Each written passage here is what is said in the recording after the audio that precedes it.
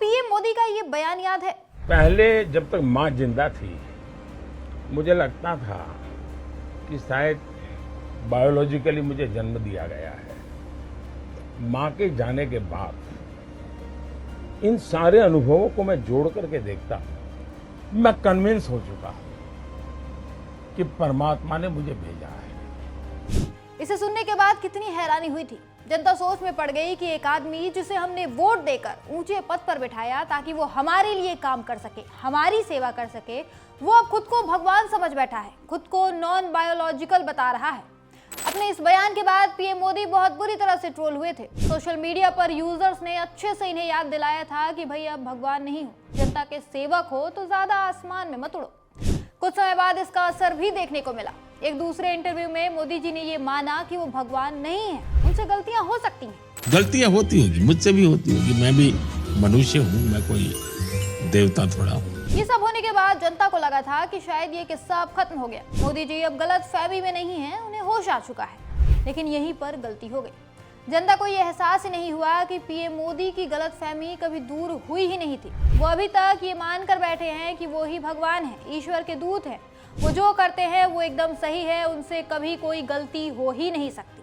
अपनी इस गलत फहमी को हवा देते रहने के लिए उन्होंने अपने आसपास ऐसे नेताओं की फौज इकट्ठी कर ली है जो उन्हें भगवान मान चुके हैं। ये नेता अंधभक्ति में अपना मानसिक संतुलन तक खो बैठे हैं। हाल फिलहाल में ही इसके दो उदाहरण देखने को मिले हैं। इसमें पहले हैं निशिकांत दुबे, हाँ वही बीजेपी के गालीबाज सांसद, जिनका मुंह जब भी खुलता है तो उससे ऐसी घटिया बातें ही निकलती हैं जिन्हें सुनने के बाद किसी का भी दिमाग खराब हो जाए। इस बार इस गालीबाज सांसद ने मोदी भक्ति में सीमाएं पार की हैं। निशिकांत दुबे ने आपकी अदालत शो पर खुलकर कहा कि नरेंद्र मोदी सवालों से ऊपर हो गए हैं। इनके कहने का मतलब है कि अब मोदी जी से सवाल नहीं कर सकता कोई।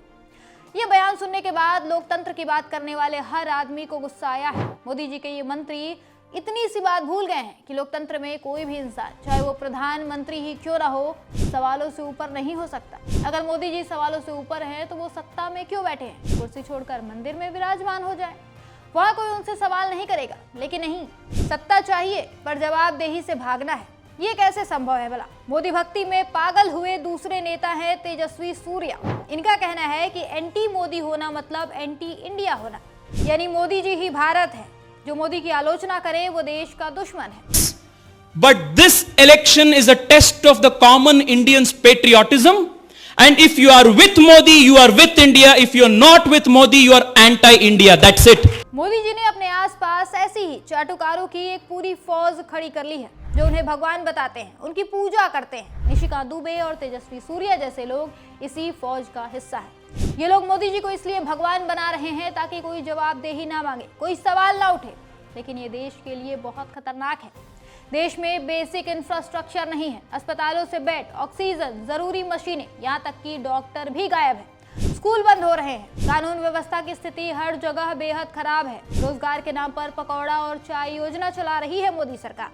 मोदी जी और उनके मंत्रियों के नाम अमेरिका के सेक्स ऑफेंडर जेफरी एप्स्टीन की फाइलों में दर्ज है। ट्रंप लगातार भारत पर दबाव बना रहा है, भारत को नुकसान पहुंचाने वाला डील तक साइन कर लिया। संसद में काम की बात को छोड़कर सब चीजों पर चर्चा हो रही है। फिर भी बीजेपी के नेता चिल्ला चिल्ला कर कह रहे हैं कि मोदी जी सवालों से ऊपर है, एंटी मोदी मतलब एंटी इंडिया है। यह अंधभक्ति का जहर धीरे धीरे पूरे देश में फैल रहा है। हमें ये समझने की जरूरत है कि जहां नेता खुद को भगवान मानने लगे, वहां जनता गुलाम बन जाती है।